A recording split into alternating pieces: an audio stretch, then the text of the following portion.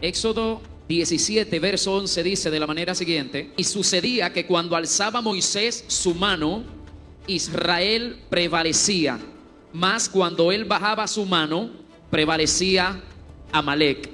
En este servicio rumbo al Congreso titulado Guerreros en la Brecha, pues yo quiero compartir unos minutos sobre la base de esta porción bíblica que he leído. Ustedes conocen el trasfondo de esta historia. Israel se va a Egipto y conforme a lo que Dios le había dicho a Abraham, dura 400 años cautivo, al cabo de los cuales Dios lo liberta, viene rumbo a la tierra prometida o va rumbo a la tierra prometida, y en el camino entonces se le opone a Amalek. Diga conmigo Amalek, diga Amalek. Sin muchos preámbulos, yo quiero ir directamente a lo que quiero compartir con ustedes en esta noche. Cuando Amalek se le opone, a partir del verso 8, la Biblia dice que Moisés entonces le habla a Josué y le dice: escoge varones y sal a pelear al campo de batalla, y yo estaré con Hur y Aarón, con su cuñado y su hermano, en la cumbre del collado. Diga conmigo, cumbre del collado. Dé la mano a su vecino, dígale cumbre del collado. La palabra cumbre del collado aparece 2 veces en ese episodio, por lo que eso implica que amerita ser objeto de análisis. Lo primero que Moisés hace es que forma 2 frentes de guerra. Dije que voy rápido a descender a lo que quiero compartir con ustedes. 2 frentes de guerra forma Moisés. El primer frente de guerra es para controlar el tráfico de demonios en la parte alta de esa montaña. Bueno, era una cadena de montaña porque Refidim era un valle, y en ese collado, que era la conexión entre 2 cadenas de montaña, la parte más alta, allí es donde Moisés toma posición de batalla. Pero dentro de este contexto sociocultural, la parte alta de una ciudad o de una nación representaba los lugares espirituales, por lo que en este caso, cuando el cronista hace alusión a la parte alta de toda esta zona, se está refiriendo a los lugares espirituales. Eso implica que Moisés está formando 2 frentes de guerra. Un frente de guerra determinado por la intercesión profética, que tiene que ver con controlar el tráfico de demonios en los lugares espirituales, y un frente de guerra determinado por Josué, que tiene que ver con la batalla en la esfera de lo físico. Ahora yo quiero que ustedes me ayuden con algo en esta noche. Yo quiero 4 caballeros que pasen, 4, por favor. Esto es para que usted tenga una idea gráfica de lo que está pasando aquí. Luego yo les voy a explicar dónde se está desarrollando hoy el mayor conflicto espiritual y cómo va a terminar todo esto. Porque hay 2 palabras que aparecen en Génesis capítulo 1, versos 26 y 27, y las 2 palabras son hombre. En el verso 26 dice que Dios dijo: hagamos al hombre a nuestra imagen, conforme a nuestra semejanza. Dice el verso 26, dice: entonces digo Dios, hagamos al hombre. Luego en el verso 27 vuelve y repite la palabra hombre cuando dice: entonces hizo Dios al. Son 2 palabras para hombre que, si usted las interpreta conforme al idioma en el que tenemos la Reina Valera, hombre en el verso 26 y hombre en el verso 27 tienen el mismo significado en español. El español, que viene del latín, el latín como lengua madre del español. Así que hombre en el 26 y hombre en el 27 tienen el mismo significado. No va a variar si interpretamos esas 2 palabras en español. Pero si llevamos esas 2 palabras al idioma en el que se escribió el Antiguo Testamento, especialmente los primeros 5 libros de la Biblia, Pentateuco para nosotros, Torá para los hebreos, la palabra para hombre en el 26 es distinta a la palabra para hombre en el 27. Y donde se está desarrollando el conflicto es sobre la base de lo que significa la palabra hombre en el verso 27. Se lo voy a explicar a continuación. Porque Moisés forma 2 frentes de guerra. El primer frente de guerra está determinado por Moisés, y entonces tiene a 2 sacerdotes, a su cuñado y a su hermano, al lado. El sacerdocio es la primera esfera en la que opera Adán y en la que Dios estableció a Adán, que tiene que ver con la esfera invisible. Esa esfera invisible donde se mueven cosas que usted sabe, que yo sé. Entonces Moisés dice: necesito controlar el tráfico de demonios en la esfera espiritual, porque Amalek no era cualquier nación. Y cuando Israel iba a enfrentar una nación cuya naturaleza espiritual era baja, Dios no se involucraba, sino que era solo una guerra de carne y sangre, espada contra espada, lanza contra lanza. Dios no se metía, como decimos nosotros. Pero cuando la naturaleza de la nación era similar a la de Egipto, que Moisés tiró la vara y se convirtió en culebra, pero los brujos también tiraron la vara porque era una nación de vibraciones espirituales altas. Entonces, en este caso tenemos a Amalek, que es nieto de Esaú en la genealogía, búsquelo hacia arriba. Y hay una información extrabíblica de fuentes judías, un midrash que amplía la historia, que amplifica la historia, que dice que cuando Esaú estuvo a punto de morir, llamó a su hijo, a su nieto Amalek. No era su hijo, era su nieto. Búsquenlo en la genealogía atrás, que era su nieto. Y le dijo: ven acá, muchacho, por años he estado intentando matar a mi hermano Esaú, Jacob, usted sabe el conflicto, y no he podido. Te encargo a ti que lo destruyas. Pero entre todos sus nietos, ¿por qué llamó a Amalek? Porque Amalek, ese nombre significa belicoso o uno con tendencias a la guerra. Y yo sé que usted sabe que en la Biblia el nombre en personas y cosas define su carácter y su destino. Esaú observó que la naturaleza espiritual de ese muchacho tenía la base perfecta para él descargarle toda su amargura o su resentimiento, su amargura y el odio. En una persona, en un matrimonio, en una familia, en una congregación, en un sector, en una ciudad, en una nación, hay tres elementos que alimentan el espíritu de guerra: resentimiento, amargura y odio. Si yo quiero que el espíritu de guerra se muera de hambre en mi matrimonio, en mi familia, en mi ciudad, lo único que yo tengo que hacer es vencer el resentimiento, la amargura y el odio. Toda esa carga espiritual negativa, Esaú se la depositó a Amalek, y Amalek tenía una misión: destruir a Israel. Así que no era cualquier naturaleza. Pero hay un dato que los escritores en la Biblia omitieron por un asunto de cómo pensaban ellos. ¿Cuál es ese dato? Era un valle. Del otro lado, en el centro, está el pueblo. Moisés toma los lugares altos, los más altos, pero del otro lado estaban los brujos de Amalek.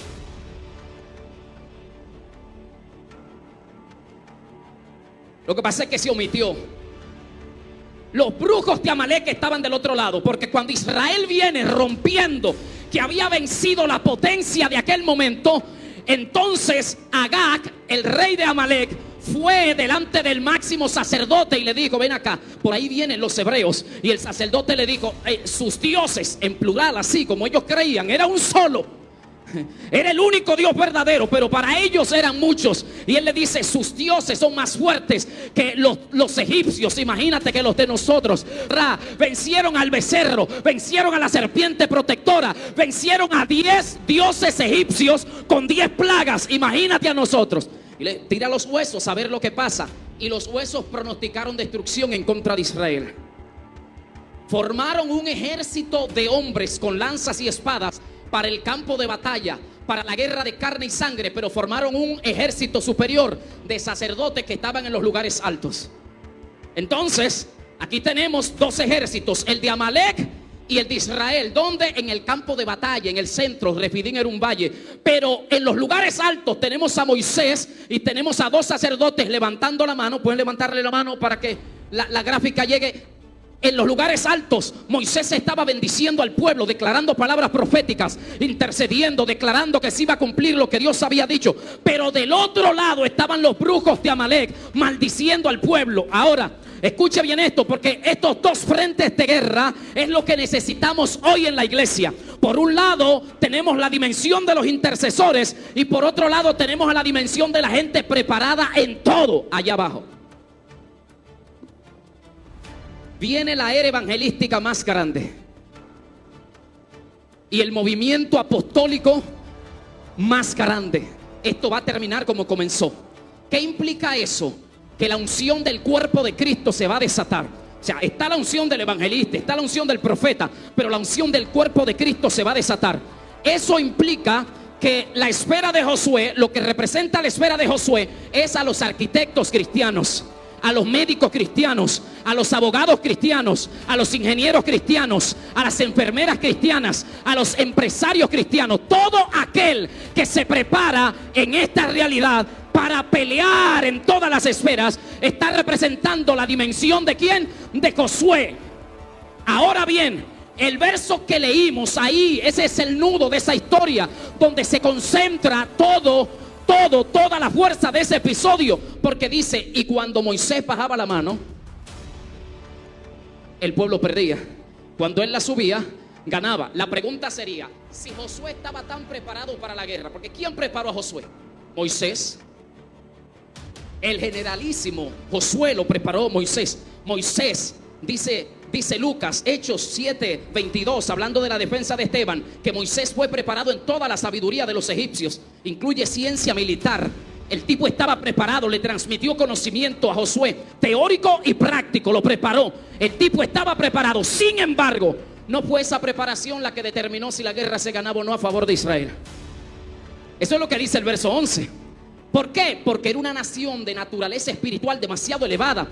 Eso implica, esto no lo dicen las informaciones extrabíblicas, no lo dice el Midrash hebreo, no lo dice. Pero yo entendí, y Dios me hizo entender, que lo que estaba pasando allí es que cuando Moisés bajaba la mano, los demonios que estaban invocando los sacerdotes amalecitas entraban en los cuerpos de los amalecitas y los convertían en supersoldados. Ahora un judío no podía, 10 judíos no podían, porque había no sé si usted entiende eso, pero cuando Moisés subía la mano, los ángeles de luz entraban en escena y entonces los demonios retrocedían, porque hay leyes y reglas que regulan el conflicto entre las tinieblas y la luz.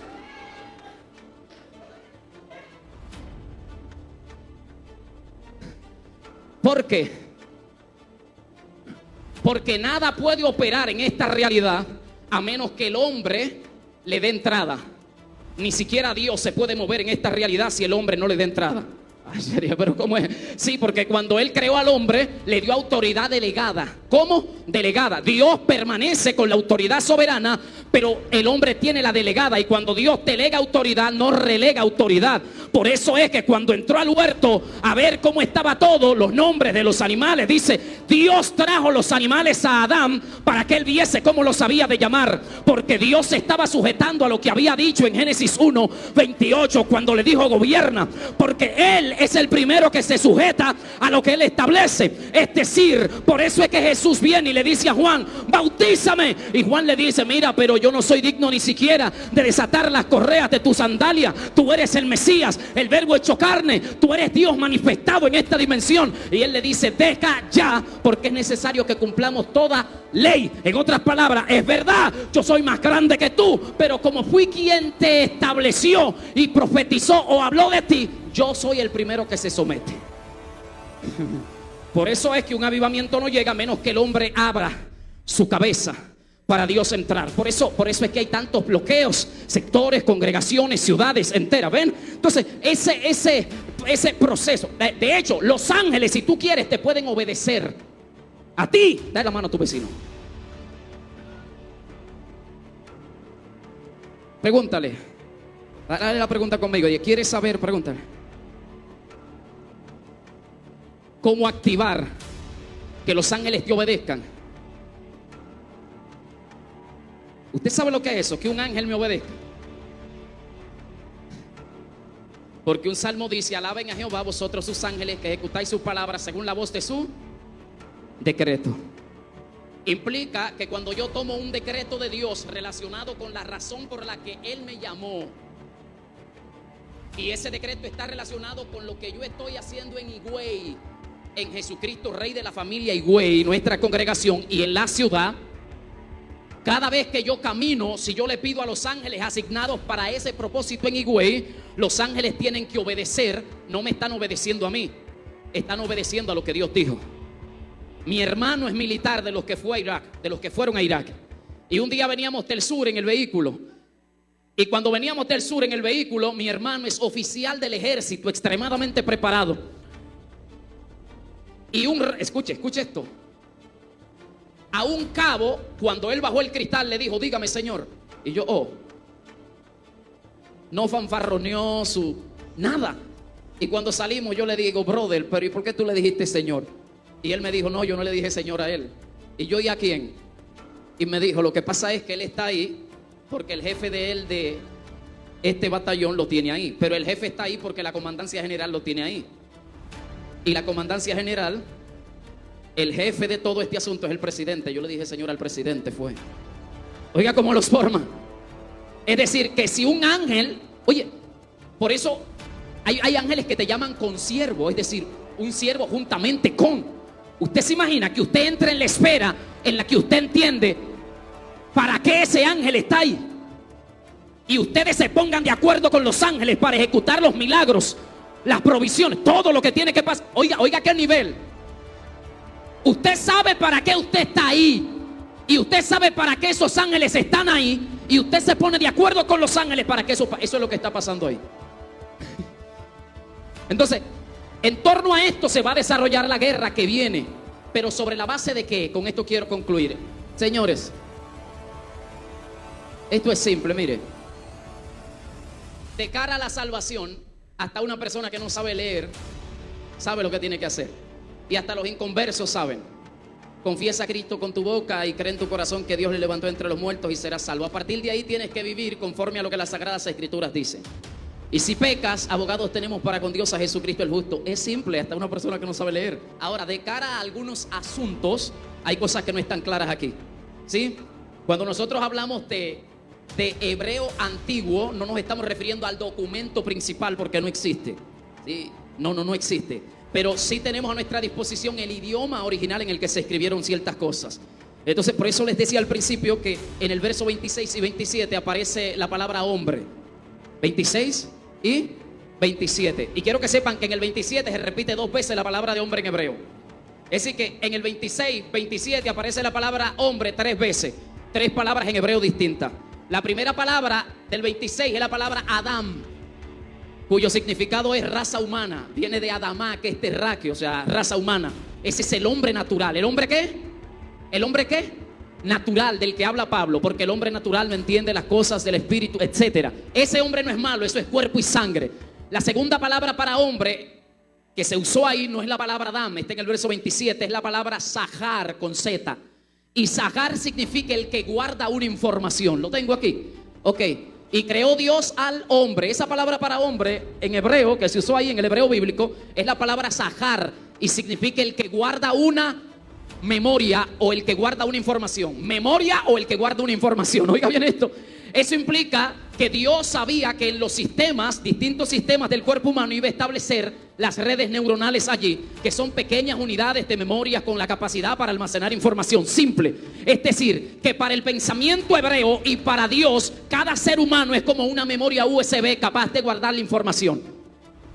Ay, Dios mío. Pero la otra palabra para hombre es la palabra varón, porque termina diciendo varón y hembra. La palabra varón es la palabra ish. Ish. Y significa, esa también es hombre, aunque se tradujo ahí como varón. Viene de un verbo raíz cuyo significado es fuego. ¿Es qué? Su femenino es isha, que se aplica para la hembra. También del mismo verbo raíz. Está hablando del hombre que es fuego y de la mujer que es fuego. Ahora observe lo siguiente. Lo que Dios está diciendo es: yo voy a crear a Adán, al hombre natural, con la capacidad de interactuar con su medio ambiente a través de los 5 sentidos. Pero ese hombre natural, aunque cuerpo y sangre es bueno, no tendrá la capacidad de entender ciertas cosas. Así que voy a crear dentro del cuerpo las redes neuronales con la capacidad de que el hombre absorba la información, que guarde la información, y a través de la información que yo le voy a entregar, ese hombre natural será elevado hasta convertirse en un varón o en un hombre de fuego. Es decir, Satanás sabe eso. Y ahí es donde viene el conflicto, porque más adelante Satanás dice: yo quiero estar en las neuronas del ser humano para controlarlo, porque según el hombre piensa, así habla y actúa. Entonces Satanás dice: ya sé lo que haré. Voy a anular el dicho de Dios en la memoria o en la USB, para que usted entienda. Saco el dicho de Dios y pongo el mío. Y entonces vino y cuestionó y dijo: con que Dios os ha dicho. ¿Cuál es la guerra de Satanás en contra de quién? ¿En contra de qué? Del dicho de Dios. Dale la mano a tu vecino, dile: la guerra que se viene desarrollando, díselo. Ponte de pie. Esto no es una noche normal, ¿sí? Porque no quiero cargar su mente con información. Por eso quiero ir a la parte específica. Yo quiero que tú te busques a alguien. Vamos, búscate a alguien. Y dile: desde el principio, la guerra que se viene desarrollando es por tus neuronas. Ay, Dios mío. Es con el dicho de Dios en ti. Porque el diablo sabe que lo que te hace peligroso para él y para el infierno es el dicho de Dios. Entonces, por eso, desde el principio, las tinieblas se mueven ¿sobre qué? Sobre el vacío. Y dice, y las tinieblas estaban sobre la faz del... Al diablo le gusta el vacío en una persona, en un matrimonio, en una familia, en una sociedad. A Dios le gustan las aguas. Dice, y el Espíritu de Dios se movía sobre la faz de las... Porque el agua entre los 4 elementos de la naturaleza representa la palabra que cambia y que purifica. En toda la Biblia Jesús le dijo a los discípulos, vengan, vamos a lavarle los pies simbólicamente. No, Señor, no, si no se lavan por medio del agua el que representa. Entonces el Espíritu Santo de Dios nunca se va a mover sobre espacios vacíos. ¿A quién le gustan los espacios vacíos? ¿A quién? ¿A quién? A las tinieblas. Por eso tú tienes que cuidar los espacios vacíos en ti. Ahora, quiero cerrar con esto. Precisamente yo orando para traer esto en esta línea, porque estamos hablando de hombres y mujeres que están siendo instrumentados, porque la guerra que viene es fuerte. Y la guerra que se está peleando es precisamente por las neuronas, mayormente de los más indefensos, que son los niños. Esto es una guerra de información, señores. Estamos en guerra y es una guerra de información, porque el diablo sabe que de la única manera que él destruya a una persona, matrimonio, familia, es si retira el dicho de Dios. Siempre, no ha cambiado la estrategia. Le dijo a Jesús, si tú eres lo que Dios dijo en el Jordán, dile a esta piedra que se convierte en pan, etc. Siempre ha sido el mismo conflicto. Entonces ahora mismo nos estamos acercando al tiempo final. Viene el conflicto final, nos estamos acercando al clímax de este conflicto. Y la guerra que se va a desatar es una guerra por las neuronas de la gente. La élite religiosa, la élite política de las naciones y de todo el planeta está peleando. ¿Por qué? Está peleando por las neuronas de la gente. Está peleando por quién controla esas pequeñas unidades. Por eso lo que viene a continuación es un impacto de Dios sobrenatural sobre su iglesia, donde en el campo de la información Dios va a empezar a restaurar cosas. El Espíritu Santo no opera donde no hay palabra de Dios. Que en esas 5 en orden, que pongan abajo a Adán y que piensen, Adán es hombre natural, hombre de carne y sangre. Es buena esa dimensión y juega un papel importante. Luego encima de Adán ubiquen Sahar o Sachar, que es el que guarda una información o el que guarda una memoria. Luego arriba pongan Ish, que es fuego, y ustedes mediten. Y como deducción, observen el video si quedará grabado y digan, de la única manera que yo como hombre natural me elevo hacia convertirme o hasta convertirme en un hombre de fuego. Y fuego tiene un simbolismo impresionante. De hecho, la palabra cambio en hebreo viene, que es la palabra shinui, cambio, viene de la letra Shin, y la letra Shin es un carbón encendido con 3 llamas. El fuego es para producir cambio en todas las esferas. Y aquí estamos ante hombres que son Adán, que tienen una función en el plano de lo natural, que tienen ojos para ver, que tienen boca para hablar, oídos para escuchar. Hombres que en lo natural se relacionan, y eso es bueno y también es don de Dios. Pero son hombres que están diciendo, ahora yo me elevo hasta convertirme en un hombre de fuego, un hombre que se para en la brecha, y un hombre que cambia su familia, que cambia su sector, que cambia su generación. Y para yo poder elevarme y convertirme en un hombre de fuego, tiene que ser a través de la información. Si me convierto en una memoria que guarda lo que Dios dice y lo repite, si me convierto en una memoria que guarda lo que Dios dice en lo espiritual para repetirlo sobre esta realidad, eso me va a elevar hasta convertirme en un hombre de fuego.